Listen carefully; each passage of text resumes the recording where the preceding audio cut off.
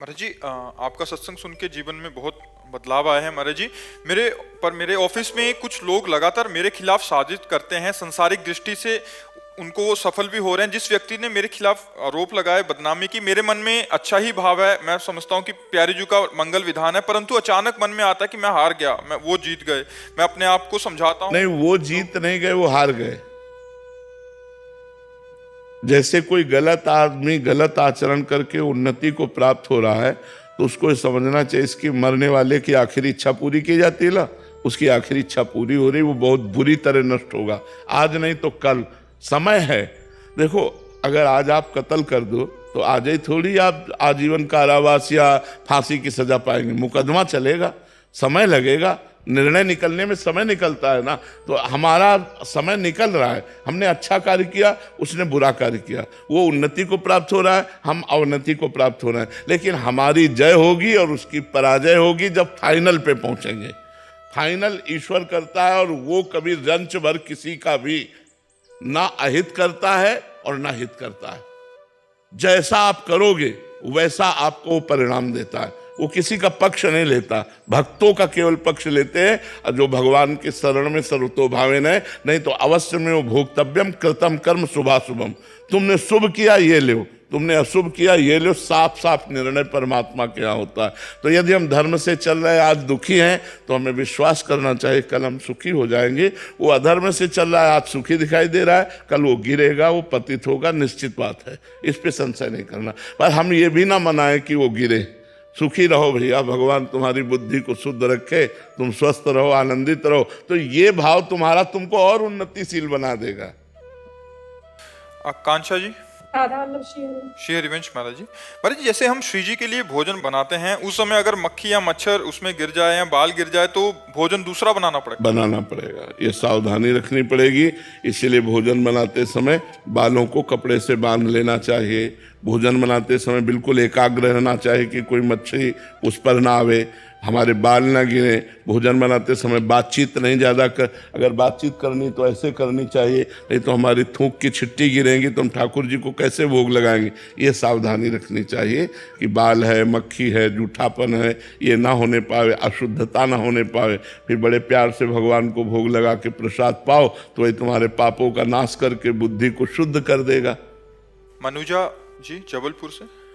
राधे राधे। राधे राधे महाराज जी। महाराज जी, रामचरितमानस के अनुसार काकभुसुंडी जी जब गरुड़ जी को कथा सुना रहे हैं, तब लोमश ऋषि के श्राप के प्रसंग में बताते हुए कहा है कि निर्गुण रूप सुलभ अति, सगुण जान नहीं कोई, सुगम अगम नाना चरित, सुनि मुनि मन भ्रम होई। हाँ, महाराज जी, देखो, निर्गुण तत्व का जब हम ज्ञान प्राप्त करते हैं तो सांख्य योग के द्वारा हम उसको सहज में जान सकते हैं।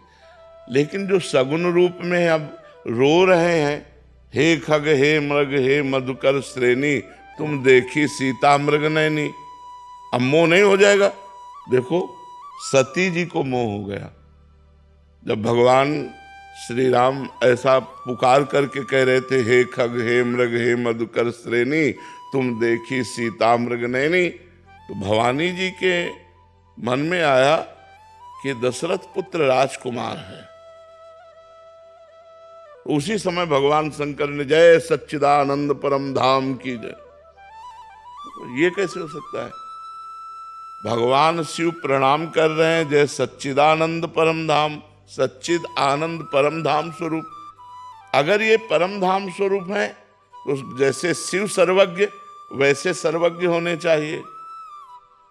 अगर ये सर्वज्ञ होते तो ये पूछते क्यों, हे खग हे मृग हे मधुकर श्रेणी, तुम देखी सीता मृग नैनी। अगर सर्वज्ञ नहीं तो शिव जी ने सच्चिदानंद कह के कैसे प्रणाम किया? अस संशय मन भयो अपारा। भगवान शंकर ने समझाया, सुनो, ये लीला कर रहे हैं।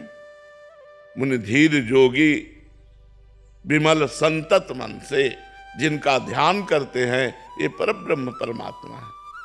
लेकिन सती जी के मन में बात शिव जी की जमी नहीं कि अगर परब्रह्म है तो हे खग मृग हे मधुकर श्रेणी, ये क्यों?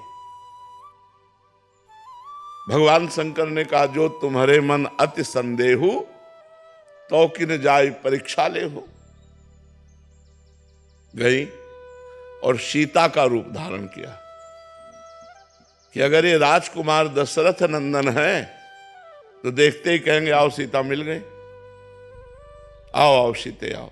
हे खग हे मृदु, जब रो रहे हैं तो देखते ही गले लग जाएंगे सीता, बस हम समझ जाएंगे राजकुमार हैं। लेकिन जो ही लता से निकली जो उनका दशरथ नंदन राम, हे भवानी आपको प्रणाम करते हैं और आप वृषभध्वज भगवान शिव के बिना कैसे? कहा बहोरी, कहां वृक्ष केतु, वृक्ष केतु जिनकी ध्वजा में धर्म का चिन्ह है, विपिन अकेली फिरो के ये अकेले कैसे भगवान शंकर के बिना?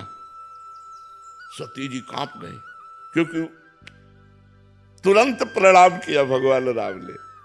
सती जी कांप गई। अब देखती अनंत ब्रह्मांडों में अनंत राम, अनंत ब्रह्मा, विष्णु, महेश सब सेवा कर रहे हैं। ओ वैभव की चकरा गई, खोपड़ी आंख मूंद के बैठ गए। तो फिर देखा तो फिर वो ऐसे पूछ रहे, हे खग हे मृग हे मधुकर। वापस आ गई। भगवान शंकर ने कहा कुछ परीक्षा ली। इतना भयभीत हो चुकी थी भगवान की महिमा देखकर, उनका कछु न परीक्षा लील गुसाई कीन प्रणाम। तो कोई परीक्षा नहीं ली, बस जैसे आपने प्रणाम किया था वैसे ही हम प्रणाम करके आ गए। भगवान शंकर ने कहा ऐसा कैसे हो सकता है? मेरे कहने पर संदेह नहीं गया और वहां केवल प्रणाम करके चली आई, झूठ। तब देखो शंकर धरि ध्याना, सती जो चरित कीन सब जाना, शिव संकल्प कीन मन माही, यही तन भेंट सती अब नाही। जाओ मैं तुम्हारा परित्याग करता हूं, आज से मैं पत्नी पद पर तुम्हें नहीं बैठा लूंगा, क्योंकि तुमने सीता का रूप धारण किया और सीता हमारी मां के समान पूज्य है। सबकी बुद्धि को प्रकाशित करने वाली देवी सती हैं।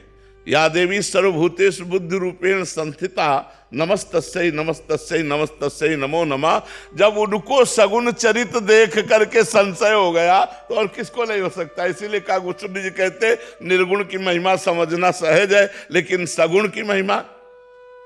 जब भगवान अपने सखाओं के साथ श्री बाल कृष्ण बैठे हुए हैं वृंदावन की कुंज में, कोई केला का पत्ता, कोई ढाक का पत्ता, ऐसे बड़े बड़े पत्तों में अपनी अपनी भोजन सामग्री निकाली।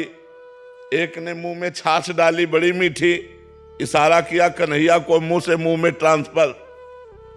ब्रह्मा जी देख रहे ये परब्रह्म है। अहीरों के छोरा अपने मुंह की जूठन उनके मुंह में डाल रहे हैं, पहले कोई नहीं देता। क्यों? क्योंकि पता नहीं खट्टी हो, हमारे कन्हैया को खट्टी लग जाए। पहले स्वयं दाल भात, हाँ बढ़िया, अब वो अंदर जाएगा नहीं, अब वो कन्हैया के मुख में जाएगा। भगवान भाव के भूखे है ना, जैसे सबरी जी के बेर, तो भगवान सखाओं का उच्छिष्ट पा रहे हैं।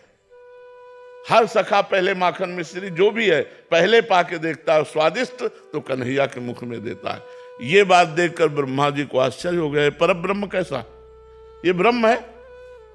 उतने में किसी सखा ने कहा कन्हैया बछड़े तो बहुत दूर चले गए। बोले तुम सब पाओ, हम अभी ला रहे हैं।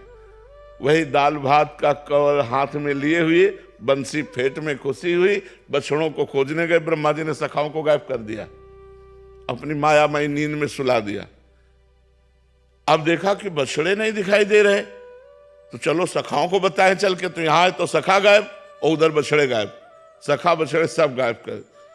भगवान ने देखा कि अच्छा ब्रह्मा तुम्हारी ये कला है।